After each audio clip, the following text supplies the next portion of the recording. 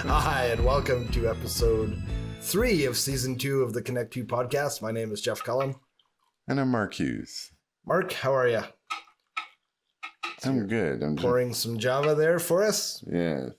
So it's a rainy day today. Very rainy. It's so rainy that they have declared a state of emergency in Calgary. Yeah, that's right. I hear there's a lot of snowpack, and it might be another flood season here in Alberta. We in Edmonton, of course, are on high ground, so we're okay. So Calgary is on the low ground. No, well, they're by the Bow River, and it's just all that stuff from the mountains. We're far enough from the mountains that the snowpack melt is not going to impact us. I don't think so. Anyhow, so what's new? What's happening? Well, if you're new to the show, rate, review, and subscribe. That's right. If you're watching us on YouTube, leave a comment. And subscribe and click the little bell to be notified of new uploads. I think it's required by law when you have a YouTube channel that you have to say that. I think so too. It's the law. It's like, hello. Okay. I'm so discombobulated today. So what's new today? Our coffee. Yes. Let me smell it. Oh. So our coffee is from Montreal again. It's from Dispatch Coffee. It's called Renel Ramirez from Honduras. It's the region of Comilla Typica is the varietal, and it's washed. So it should be taste of peach, lime, and praline. Oh, very cool. Spanish lessons with Mark Hughes. Yeah. Don't take Spanish from me. I think I'm okay once I get into it. ¿Cómo está, por favor? I don't switch too quickly. ¿Dónde está la zapatería? Where is the shoe store? It's like my dad used to teach me. He said, I only know one German expression. Okay. Ole mans verlassen sein Schiff. What does that mean? He says, everybody abandon ship. Well, that's the kind of thing that could come in handy in the right circumstances. Right? Oh my God. How would you even learn that? Well, there's Scheisen and the Hosen, but that's... was he... Everybody knows that one. Yeah, was he part of the Portuguese Navy or something? No, my dad was British. Oh, He was okay. from the UK. My mom was Portuguese. Oh, okay. There you go. So that's our coffee. Right on. What's your dad joke? Dad joke. Sparky, where's that damn? Oh, Jesus. Hello, Sparky. All right, you ready for the dad joke? All right, okay. Here you go. Why did Luke Skywalker's marriage fall apart? Because he thought that Obi-Wan said, "Use divorce, Luke. Use divorce." Oh, no good. All right, sorry. Well, what have you got? Well, you hear they're making a new. It's a heist movie. It's about. It's got a lot of bad guys, but it's made current. So they're actually stealing NFT and compute and crypto, and in particular Dogecoin. It's called Reservoir Doge. Reservoir Doge. All right, good stuff. All right, thanks. Good to see you, Sparky. We'll see you at the end of the show. No, you're not going to stick around. You're out of here. All right, we'll see you next week then. Okay.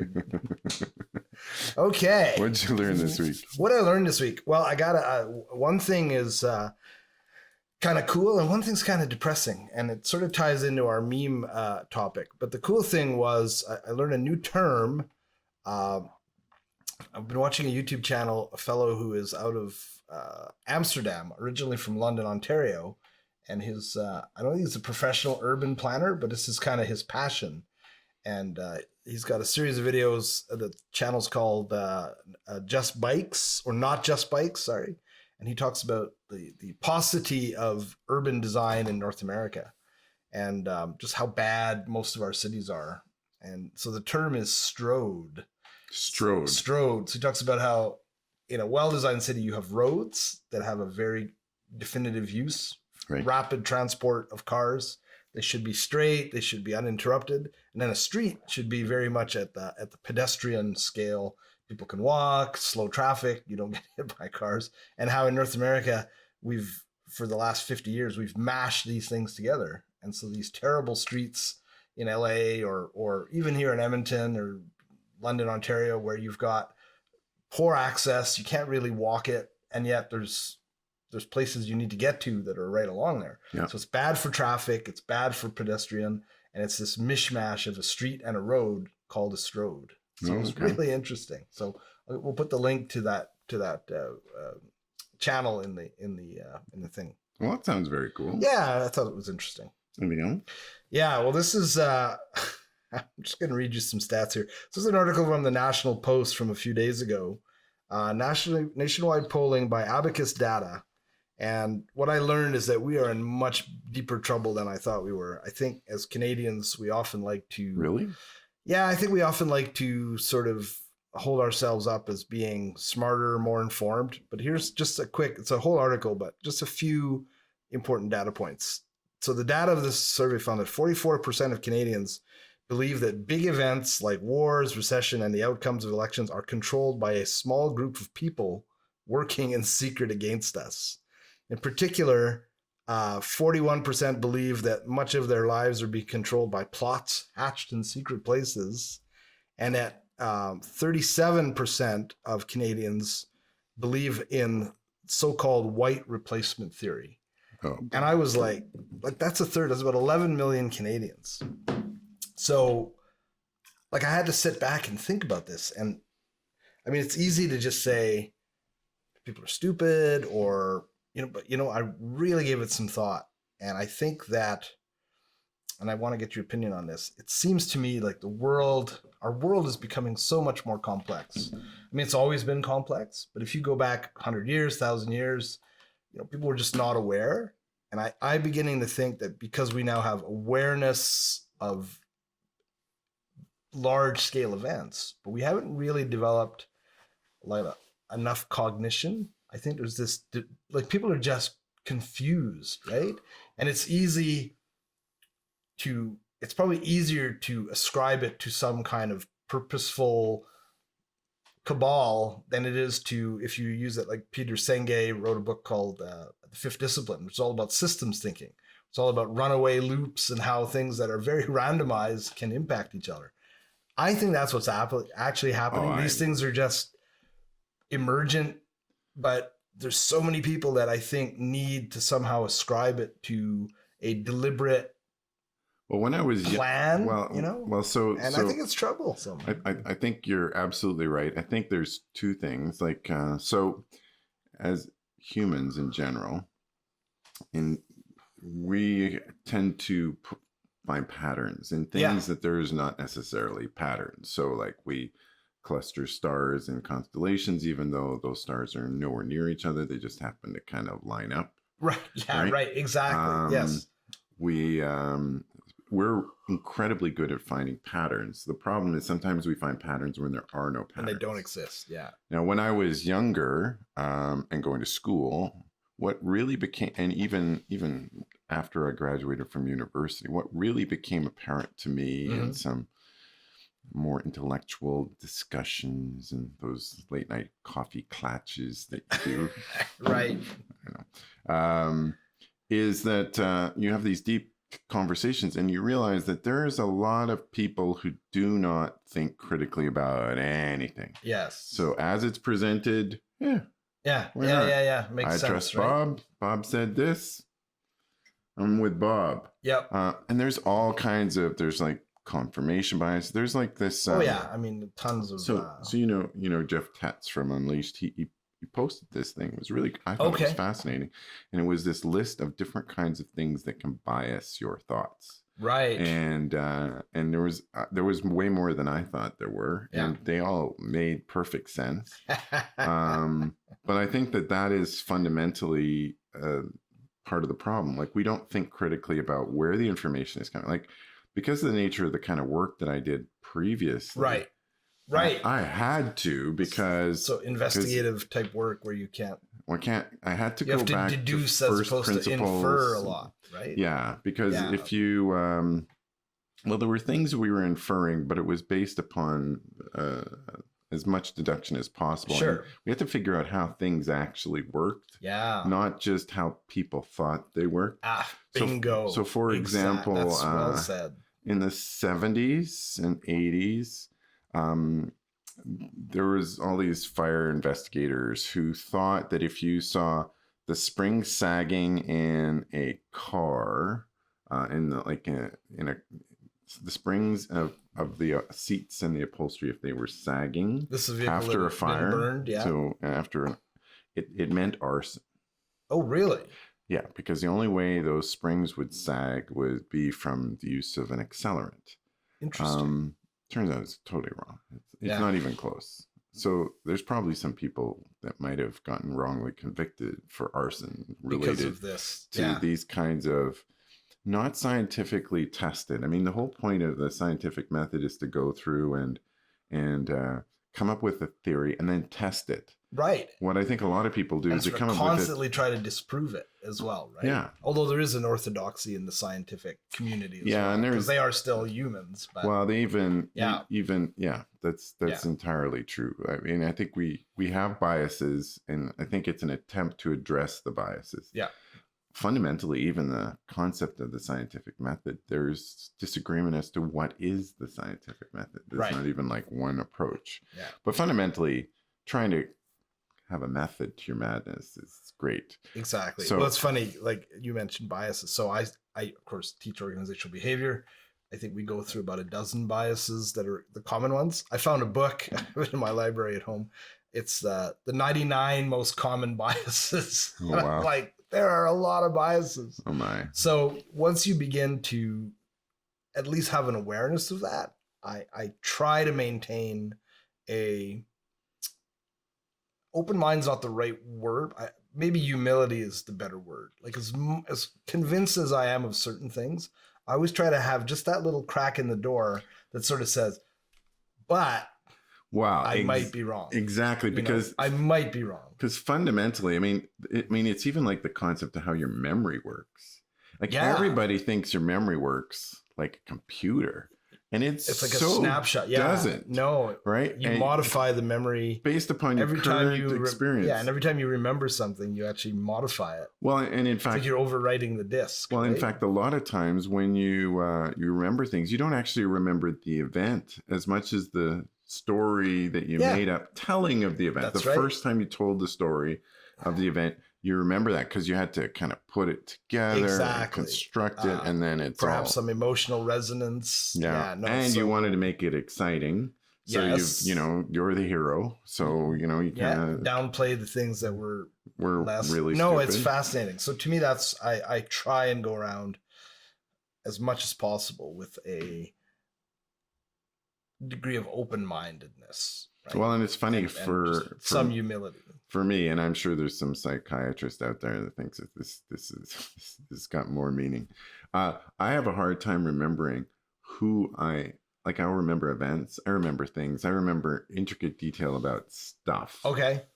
And I can't remember who I'm there with. Yeah, it happens. So, it happens like all the time. Well, I think it may be just a question of where your attention is, right? I mean, that's the other thing. Maybe when you study neurobiology, that there's so much input that our brains filter out, right? Vibration, sound, things, on the visual, and our consciousness builds this unified narrative. But in fact, we're filling in blanks. We're filtering out tons of stuff. Well, and like your eyes. So maybe you're just filtering out the person.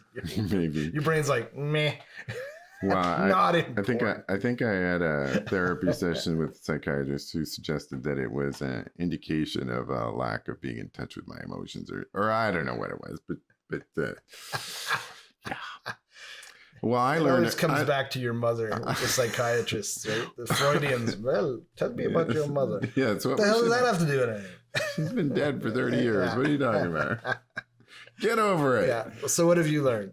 Well, two things. Okay. So the James, among other things. Yeah. James Webb telescope. It got hit. I know. And it put a pretty big hole. Isn't that like buying a brand new car and having some jackass door dig the first week? You're like, what the? Well, it turns out, I was watching something about this. So not only, so it's not the first time it got hit, but it got hit by something bigger than they were expecting. Wow. Well, that's not entirely true. Bigger than they expected at this point in time. Okay. So they were expecting it to get hit. It's kind of funny. And it's funny because it'd be just a random event. Well, they call them meteorites, but they're not meteorites because a meteorite is when a meteor enters the atmosphere. Right. So it's a meteor, I guess. Okay. Yeah. But it's a particle. And so it's been hit like 5 or 6 times already. Wow. Now, apparently, the reason the mirrors are... You think they would have designed for this? They did. So they're designed to not be able to repair it, one. Okay. So the second thing is they over polished it. So they made it way smoother than it needed to be with the anticipation that over time it's going to get rough. Pitted. And pitted from space debris. So they so that and when they get these larger impacts, they can actually adjust the mirror array to compensate for that particular location. Yeah. So yeah, it was like and they got quite the picture of the hole. So I don't know how big the hole is because I mean it's a picture, but isn't the mirror like 10 meters fully deployed? It's about 30 feet. They're huge. Yeah. Well, I think, but like the whole array is about 30 feet. Yeah. It's kind of like a hexagon, isn't it? Well, it's I think it's made up of hexagons, and it also is hexagon. Yeah. Right? Well, interesting. You do the math on that one, kids. The other thing is sometimes, so as a photographer, you want to have sometimes interesting background or backgrounds that are blank or black or whatever. I just did there must be an art to that, picking the background it's not distracting from the subject and yet not so stark that the subject then sticks out like too much, right? There's got to be a happy mix there. Well, exactly. And the catch is that so you can buy these backdrops on Amazon. You can buy everything on Amazon. Amazon is not a terrible place to buy backdrops. So you get some reasonable selection. They're not super great quality. Okay. And also common of Amazon. The other problem is they show up in a box. Right. Okay. So I bought a 10 foot by 15 foot wide backdrop. Okay.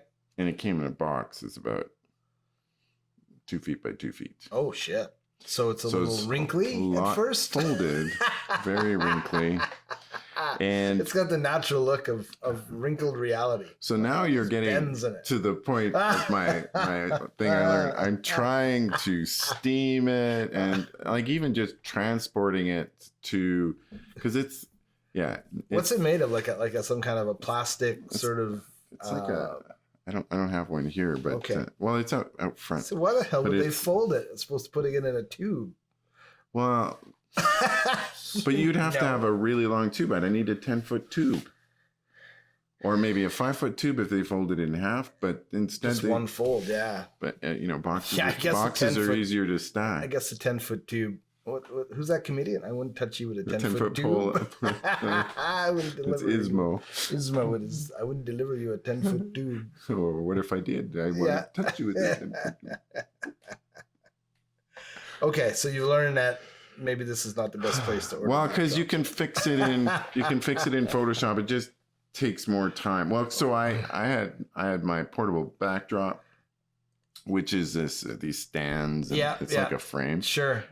I always think of it as being pretty big, and usually it's pretty big. This backdrop was so big, that it was not. Now, what's it an image of? Just out of curiosity. The Northern Lights. So it's like the Northern Lights over a winter scene. So that was the theme of this particular convention was a northern lights, and that's awesome. Exploring. It actually looks pretty good. Right. But man, and the fabric Wouldn't it be is easier to just put a green screen and then in editing put the backdrop that you want? No. Oh. So the problem with especially green screen, you'd be better off with a white screen. But, But when you're doing events, people like to see what they're standing in front. Right? Yeah. It's kind of like the whole thing with a lot of the CGI now that they're doing. They're using a different technique. They're using those LED screens. Right. So the actors that can actually see Yes. the space that they're in, and instead there's of been a lot of complaints in some movies where people just feel totally they're acting with balls and green backgrounds, or sometimes just nothing, and they're like, try to imagine, this is power bolts coming out of your hands, and you're like, pew pew pew, and pew pew. Yeah, don't make the pew pew noise. Oh, sorry. So you said imagine.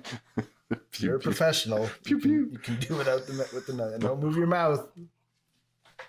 So the issue is with green. Green is terrible because you get the light hits the green. Right. The green reflects and shows up on your shoulders, on your shiny head. Yeah, that's right. Why is his head green?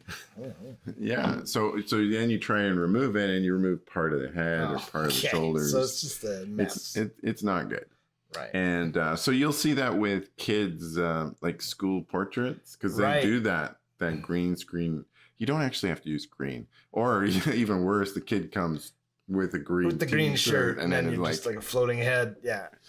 Hilarious. So green is not great for that reason, and it's always best to try and get it. They call it SOOC, straight out of the camera. So if you shoot it and it's good, straight out of the camera, always easier. Sure, absolutely. Always like way easier. So maybe if you've got 1,000 photos and you need to go through them, you don't want to be sitting there editing every single photo. No, that's right. I mean, Photoshop is remarkable, and there's automation tools and stuff like that, but there's still stuff you need to do, and it just takes time. And staring at a screen for hours and hours trying to cut out things is not fun. Will AI editing become a thing? Already is. Like right now. But I'm thinking like where it will actually decide, right? Oh yeah. Yeah. So like right now. So you get the picture back and you're not in it, and you're like, what the hell? And the thing is just going. Oh, that's better. Easy. You can do that right now. The family photo looked better when you can do that right now. You can just basically you right now they have this Adobe has this thing called AI Sensei, and you can click on somebody and you can pick who the subjects are, and you can delete. Interesting. Yeah, with recognition. So it's pretty amazing what they can do. Okay, but you can replace skies. You can replace. So the first thing you learned is don't order backdrops from Amazon. No, I've done it before, but you modulate your expectations. Yes. Okay. Be prepared. What's the next thing you learned? No, that was it. The JWST. Oh, yes, of course. The James Webb. So we're going to talk about our main thing today. Our main thing today, and we've already wasted a bunch of time, is memes. I should say we've wasted time. We've invested carefully in entertaining discussions. Exactly. Now we're talking about memes. Which is basically wasting time. But a meme is, so this comes out of a discussion we had on the weekend. At our house. So what is a meme? What is a meme, and why do we love them so? And so the first thing is a meme. So I postulated that the thing is that a meme is something that has to be like shared virally. Yes. Okay, so it can be an image with some words. Right. It can be just some words. It can be and then also optional is that people change it. Right. To modify a bit to a particular spin or whatever. Right. And so it could be an image, could be a video. I guess it could be an audio clip. Could be anything. Yeah. It's just something that catches people's imagination. Right. And then they feel that they need to share it. Right. So it would be a piece of media. It's not just a thought. Like if you just had a story. Well, maybe anciently that would have been the first meme. Could be like a text. Could be a text. It could be a tweet. Right. Well, I remember when I was a kid, my dad would work in an office, and every now and then he'd bring back some sort of cartoon photocopied, right? And this was like an early stage meme. Somebody would have a goofy thing, and then everybody would copy it, and then you'd make more copies of it, and so that would have been a pre-internet meme. Yeah, exactly. Except instead of using the internet, you just pass it to you. Exactly. And there's all kinds of examples. So so to give you an example of a meme that I really enjoy is that so a few years ago, maybe last year on SNL, Daniel Craig appeared, Yeah, and the ladies musical and gentlemen. guest was The Weeknd. Yeah, ladies and gentlemen. Ladies and gentlemen, The Weeknd. Yes. And so there's this Twitter account that every Friday night it has Daniel Craig saying, "Ladies and gentlemen, The Weeknd." Yes, I've seen it. Yeah. And so that to me is a meme. And what I mean, and if your definition of meme means that it has to be changed, the Oilers for the first part of the season, every Friday night they had a different hockey player saying, "Ladies and gentlemen, The Weeknd." I know. And they were using the same I SNL was background. gonna say, Connor McDavid, who is without doubt a phenomenal hockey player, But he is but not he's a talk show terrible interview media personality, because I saw his, and again, I presume he's trying, like he's not just phoning it in. He's doing his best, and it was just like, oh my god, that's funny, because it was just totally awkward, uncomfortable, and flat. Yeah. So well, I think he's so guarded and so been coached to not say anything.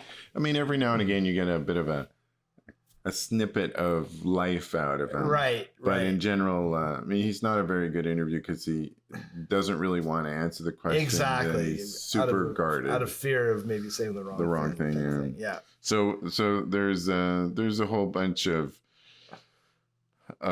original famous memes. Yeah.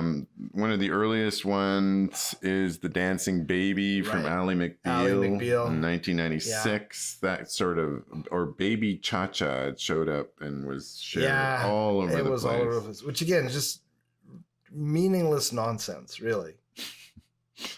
So there's a Goodwin's Law. Goodwin's Law here. 1990. 1990 probability. It's a graph and blunt of the internet discussion, and then the probability of reference to Nazis increases with the length. Yeah, of the that still holds today, unfortunately. Yeah, and then there's some that are just, as you mentioned, it's like the backdrop photo, and then everybody is applying it on their own. Exactly.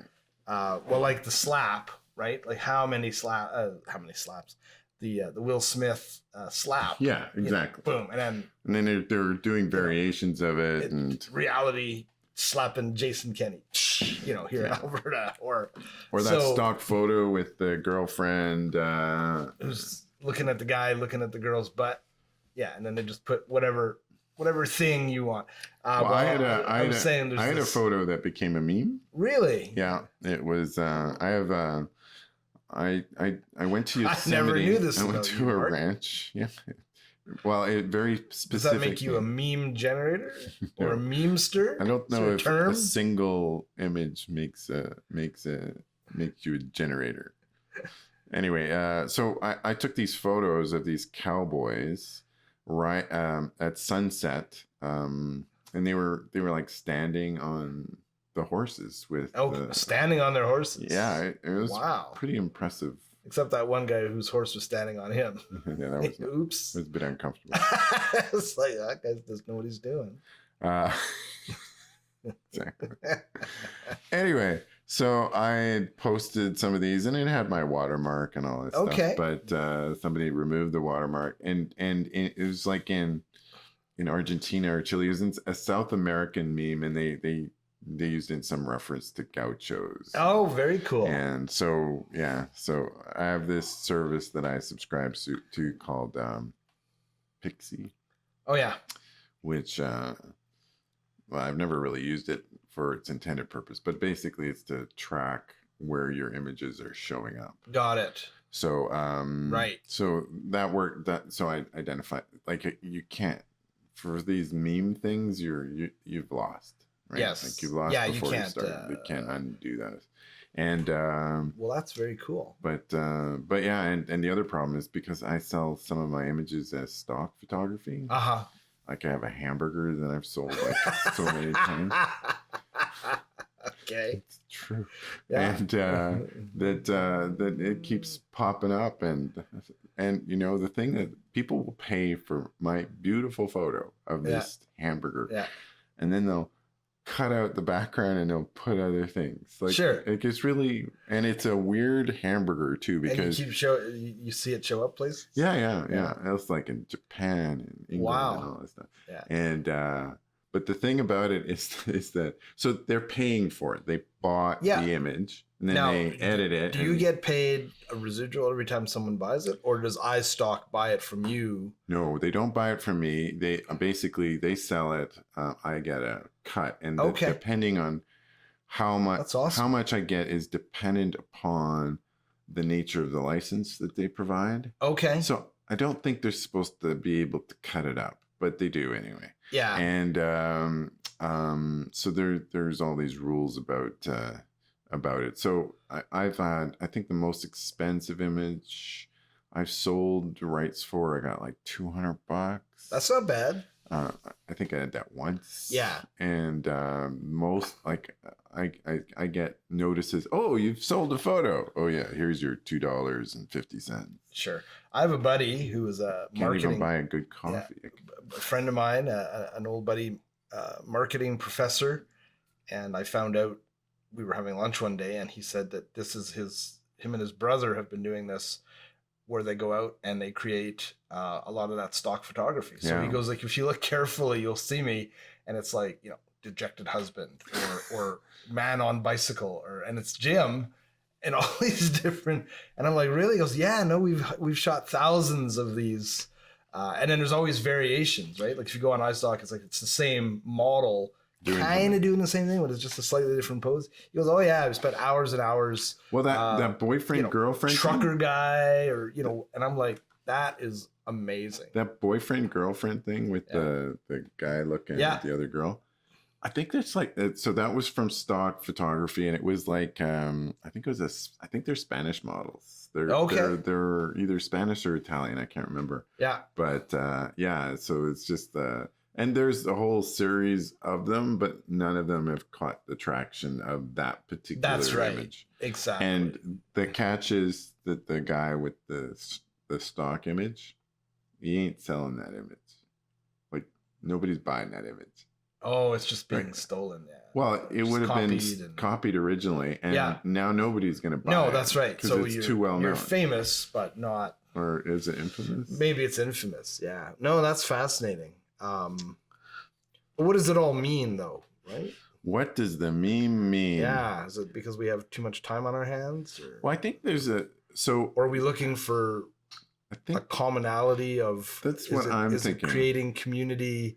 Well, it used to be disconnected, disparate way. Yeah, well, you used to have TV shows, so you'd have to get appointment TV. Right. So you'd go to work or visit friends and say, "Oh, did you see that?" I mean, like we're doing that. We talk about the media that we're watching. Sure. But often there's so much media, you can have a group of people and nobody's watching the same thing. Go back in 35, 40 years, there's only 3 channels. And everybody's watching Dallas. It's like... right. So it's... okay, so it's a way of building community. I think it's a way of building community because it's such a short snippet. Right. And it's something that you can personally share through your social media. Particularly like Facebook or Twitter, Instagram. Right. I think it's a lot harder to share anything. So. And there's a creativity to it. I mean, I am constantly amazed at the collective creativity of the internet. Oh my God. The stuff that people come up with. Some of it is highly polished. Like I love Ryan George and Julie Nolke, who do YouTube videos those are brilliantly put together. Those are well done. Yeah. Those are scripted. Stephen He. Yeah, right? Exactly. But then sometimes the most brilliant stuff is just some off the cuff. Well, it's like there was this TikToker short, and it's just like hilarious. There's this TikTok where it's just a woman, and she wanted to show off her dress or whatever, and she backs up into like a newel post for her stairwell, and it goes right. And so it's got this. So all these TikTokers went and made that like that note part of the thing, and they go like, staying alive. Like there's just. See, I love that. So I mean, very, very creative. Yeah. Or like we were talking about the oh, my dog got stung by a bee. Yeah, exactly. I made some tea. I really hate the tea. Yeah, my credit card has a fee. I know, it's horrible. I saw one yesterday, actually. I told my kid about it. This is about it. So there's a lot of dog ones, right? People love their dogs. Reservoir Doge. Yeah. So this is a dog. I don't know what breed, but kind of maybe like a Bichon Frise, but bigger, right? Okay. But the kind of dog that has that fur that is puffy, like a kind of puffy and blows in the wind.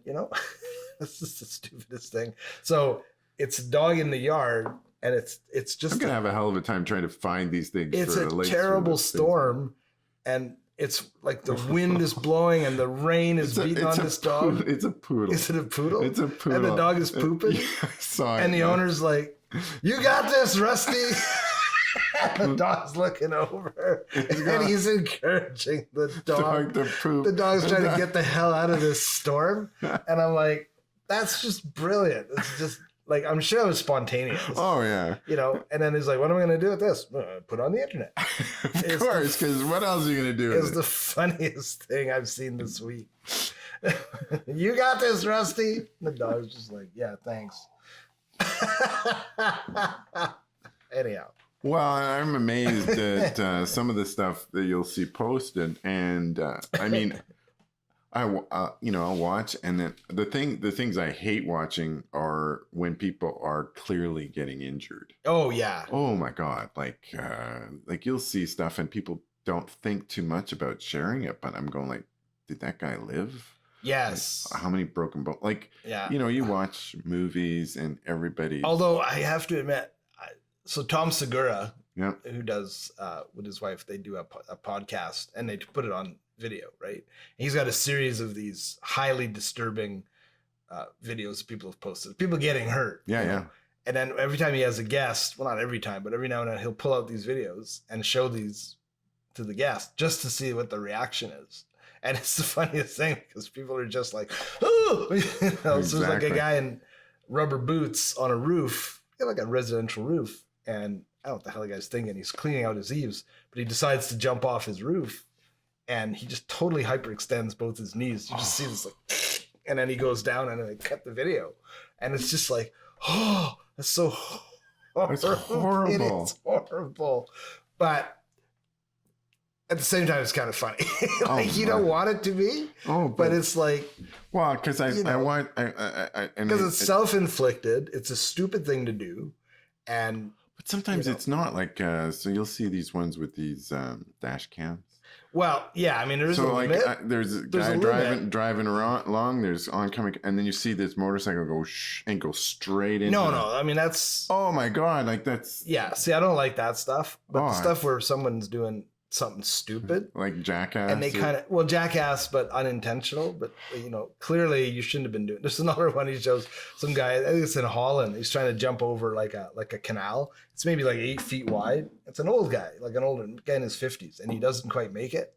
And so he just goes down and he smacks his head and into the water he falls. But I'm sure he's so fine. injured. I'm sure like you could get fine. Injured just doing simple things. I know. Just getting out of bed, you go like, oh my back.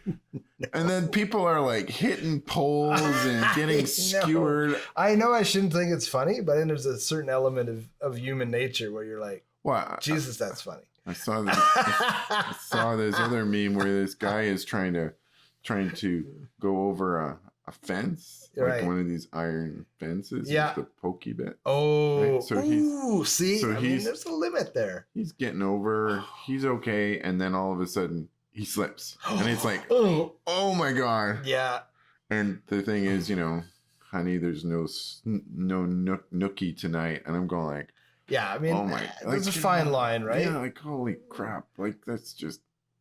Sometimes there's a whole bunch of them. Sometimes you just can't unsee things. Yeah, somebody hitting a golf ball and it hits a tree and hits back at them and hits them. Funny. I mean, it's just funny. Well, it's funny, except when I was, as part of an investigation that I did, it was for a driving range because two guys lined up opposite. Oh, God. One hits, the ball goes up, and it takes out the guy's eye. Well, no, see, that's not funny. That's not. In fact, might have looked funny for a minute. It's a well-known meme that it's funny until someone loses an eye.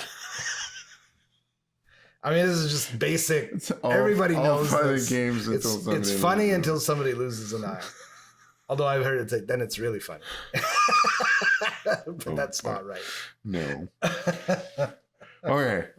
That's it for a meme. It's totally. Too many memes. Okay, now maybe some part of this. Goes. Yeah, maybe some part of this might become a meme. Oh boy. What media are you consuming? Too much media apparently. Like, what is wrong with me? TikTok is like this. I do not do TikTok. I still am resisting. I want to start posting. I want to figure out a way I can post, but not consume. I don't think you want to. And I don't think you can do that.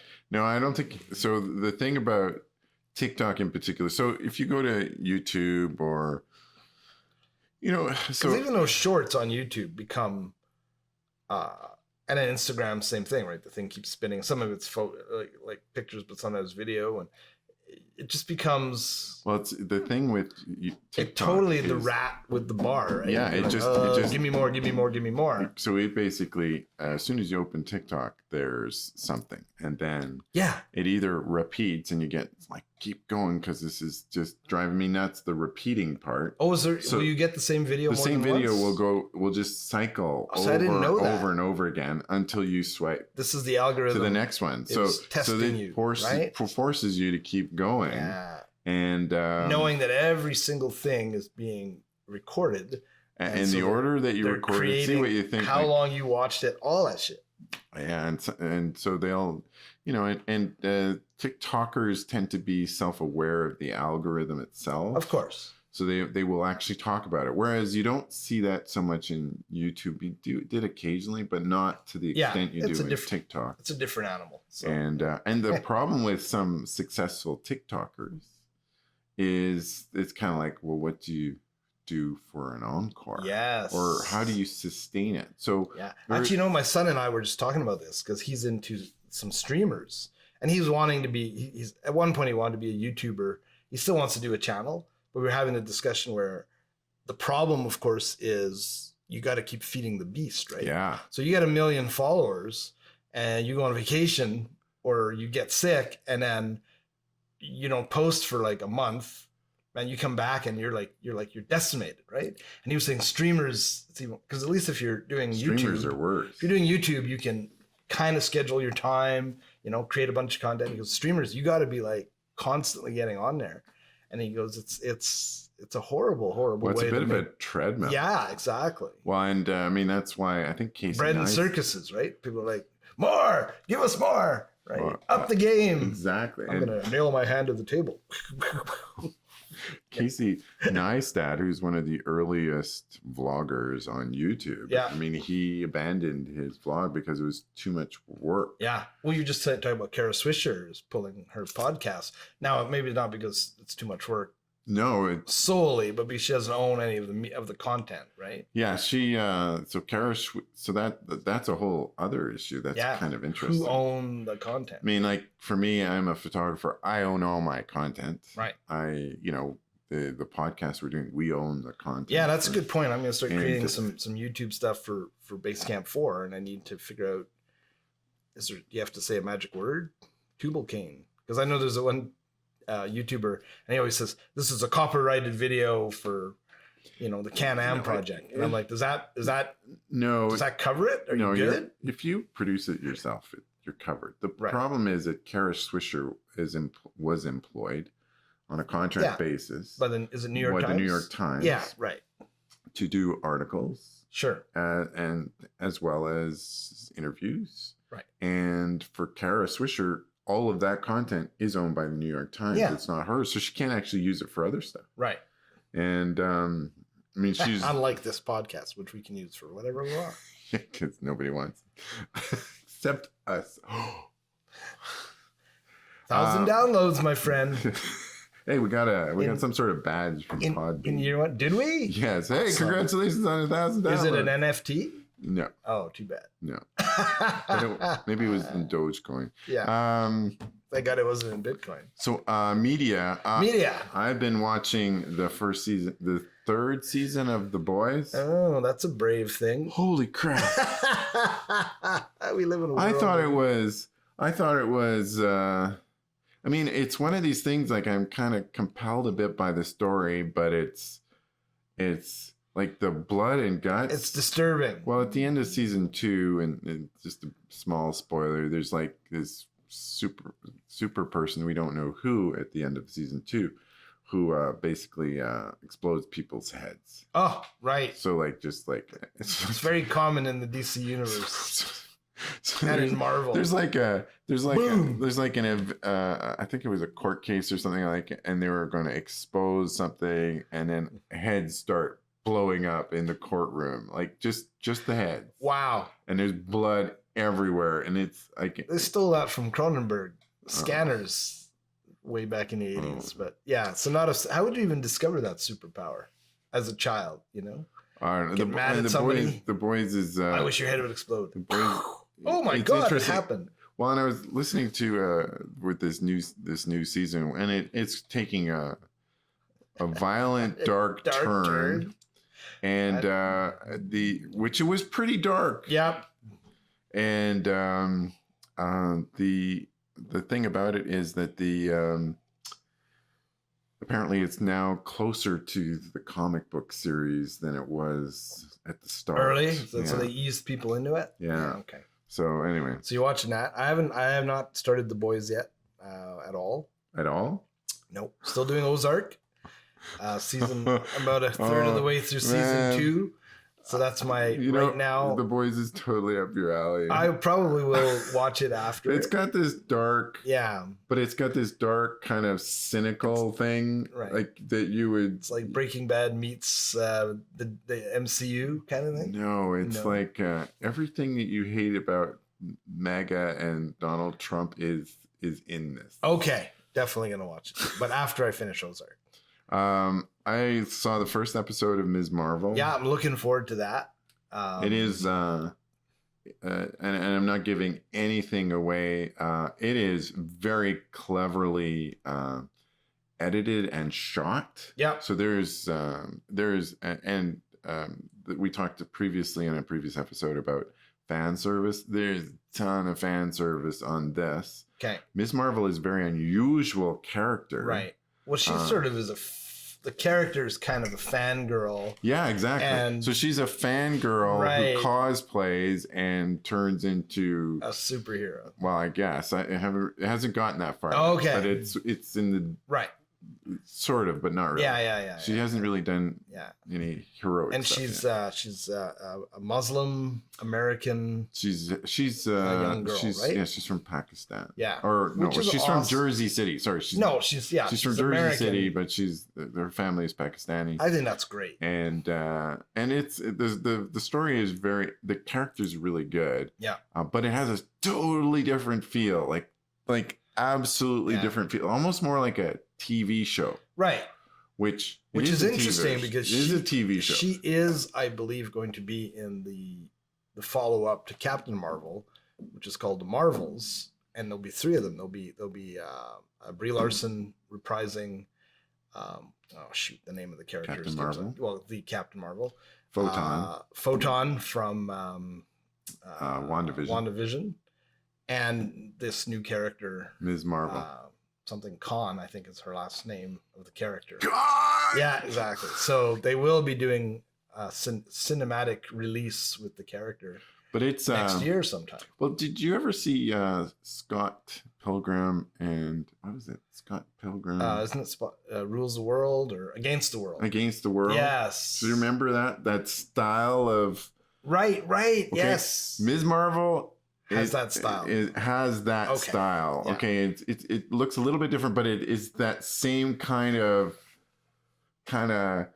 quirky. Well, it's similar, right? Because it's like a pre-high school age. Oh, totally. But it has got that feel of the Scott Pilgrim thing. Right. So they try to do that a little bit. Kind of Scott Pilgrim meets AMCU. Right. They tried to do that a bit with Spider-Man, right? With the multiverse? No, well, the original, the first two, with the style of the credits and it's high school. But this is okay. Like the whole. Well, I'm thing. looking forward to it. So very much, if you liked Scott Pilgrim, I could see that you'd really, or even if you didn't like it, but if you liked the style of it. Okay. That's what this is. Okay, so I definitely want to watch it. It's a very different feel. Yeah. What else have you been watching here? And Obi-Wan. I think we watched the third episode. So my wife and kids have been busy, so I haven't moved ahead. Oh. So I haven't seen the fourth episode yet. Oh, it's the shortest episode so far. Oh, is it? Yeah, its runtime I think is only like 40 minutes, right. Whereas most of the other ones are closer to an hour. Episode 3 was pretty amazing. Episode 4 is way more There's been a lot of discussion about, I heard that they wanted to make Vader even more cruel in the episode 3. He sort of decimates a village and he's pretty mean. But but apparently they were like, they took it back a notch, right? They really wanted it to be more like it was in Rogue One, where it's just indiscriminately killing. It was going to kill the whole village, basically. It's just like, wow. But it was good. It was really good.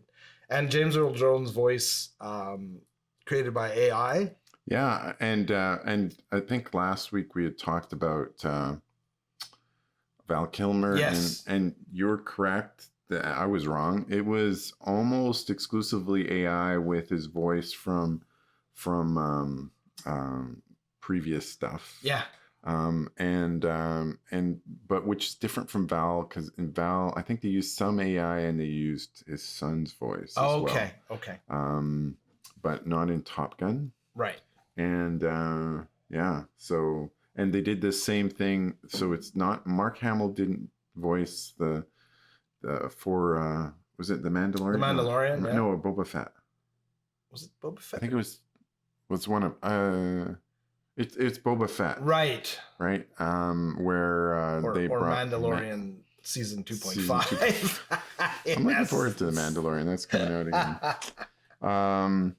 I also saw the opening episode of Stranger Things. I've watched that. Right, season 4. Oh my God! Off the charts. I'm on all these shows that are just like in progress. In the same way with computer games, it drives my kids crazy because my kids are like, "Can I play this game yet?" And I'm like, "No, I'm about 2/3 of the way through it."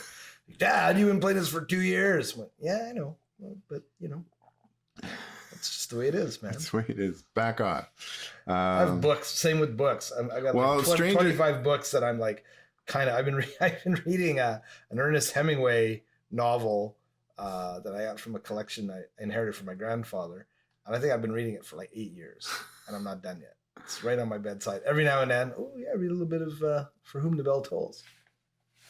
Well, so Stranger Things, the thing about it is the last season, which I think was season 3, like it kind of resolved so much stuff. And right. We were talking about it almost like felt, I haven't watched it, but from what you were saying, like maybe they didn't think they'd get renewed. So they're like, let's close off some of all the storylines and try and tie some stuff up. And then they dispersed. Yeah. So they actually dispersed into different places. Now they're back. And no. Oh. They're still dispersed, but the story is like stuff's happening. Holy crap. Okay. Interesting. Like it was kind of like you're watching it and you're going like, oh, what's going on here?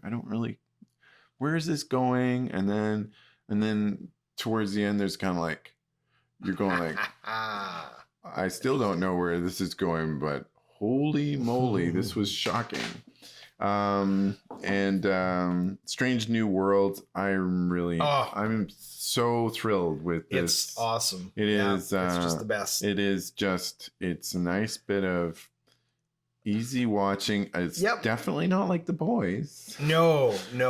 And it's fan service for Trek, no doubt. But good stories. But good stories. Good right? little, which is the best kind of fan It's like service. short story, right? As opposed to the longer form. Yeah. Like, because the thing with the MCU and even Obi-Wan for sure. I mean, Obi-Wan, apparently the episodes are part 1, part 2. Like, they don't even have a title. Right. Because they're really, it's like a longer movie. Sure. Broken like maybe into 3 or 4 hours, Yeah. broken up into 6 parts. Yeah.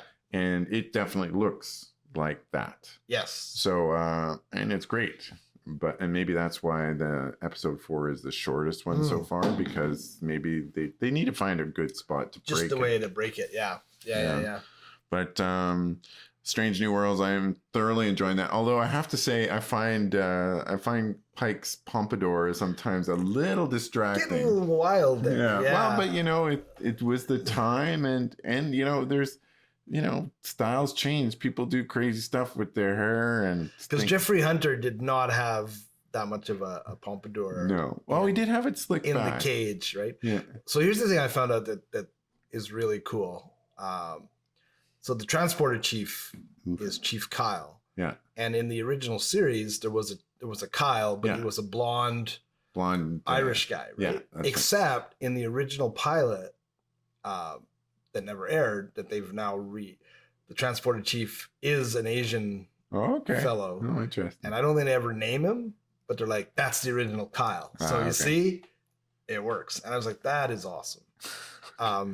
I got one more piece of media. I haven't started watching it. My wife watched it, and my older boy, and it's on Disney Plus, which is really weird. But it's a docuseries about the Sex Pistols, and apparently it is phenomenal. Okay.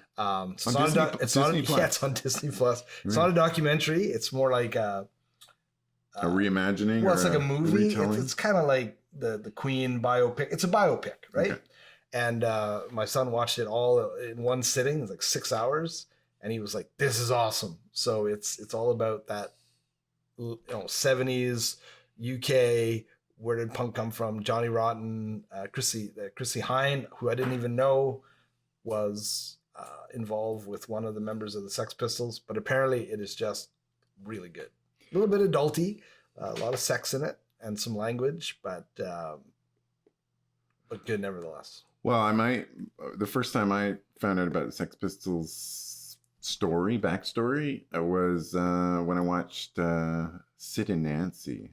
The original? The original with Gary Oldman. Oh, I remember that in the theaters. One of the first things I saw Gary Oldman in. Yes. And actually, I think it was either that or I saw that at about the same time as another one that he did that was called. So I was really captivated by his performance. So I watched Prick Up Your Ears, which is so not cool. I have the best Prick Up Your Ears story ever, and maybe we'll end on this. So when that would have been college before university, right? Met a girl at some party, we hit it off, decided to go out on a date, went for some dinners. This is in Montreal, and we were looking for something to do, and I said, hey, maybe we should catch a movie, and she's like, great, sounds good. So I didn't know anything about the film. Somehow we randomly picked Prick Up Your Ears. Oh my God. Which is about a guy in the era of the Beatles, right? Who was gay and wound up, there's some controversy. Did he kill his gay lover? And Alfred Molina is in it, plays his lover. And I thought it was awesome. I was like, holy, like just out of the blue. Because again, Gary Oldman, like a phenomenal performance, right? But this girl did not think this was cool. So it got really weird and really awkward. And I was like, what'd you think of the movie? And she's like, I'm going to drive you home now.